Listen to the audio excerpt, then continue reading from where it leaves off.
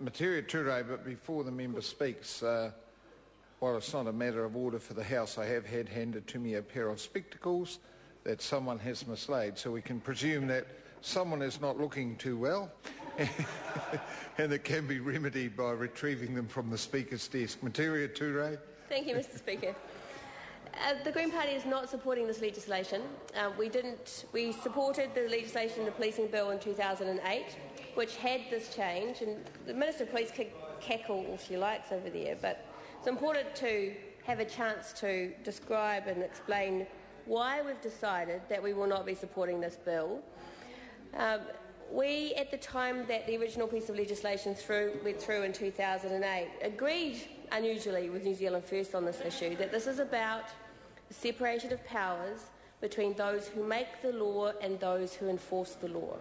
and that there is a compelling case for saying that those who are responsible for enforcing the law should not be part of the process of making it. There are serious conflict of interest issues, and there are issues for constituents who may well need to have a person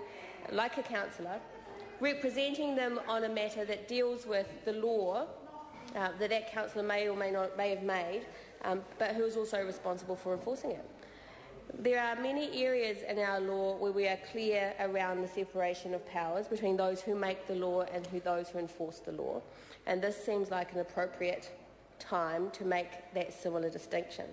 Because we supported that provision last time it was put forward by the Labour and New Zealand First coalition, we have had since that time, we have had no evidence or compelling case made to us as to why we would change our position. The difficulty is, of course, that because this government is so obsessed with the use of urgency, excessive use of urgency, that once again the community will not have an opportunity to explore this issue in full, because it is a very important question around the separation of powers. Now, we would be very prepared to consider the evidence that would have come to a select committee to see what the circumstances were and to hear the arguments as to whether or not we should continue to support this legislation or not. And we have maintained an open mind on that basis. But because there will be no select committee process, because this government is pushing this legislation through for no good reason, then neither we nor the rest of the community will be able to explore those issues in full. And because we supported the provision constraining police from acting as councillors, local body authorities, we can have no other position than to continue to support that.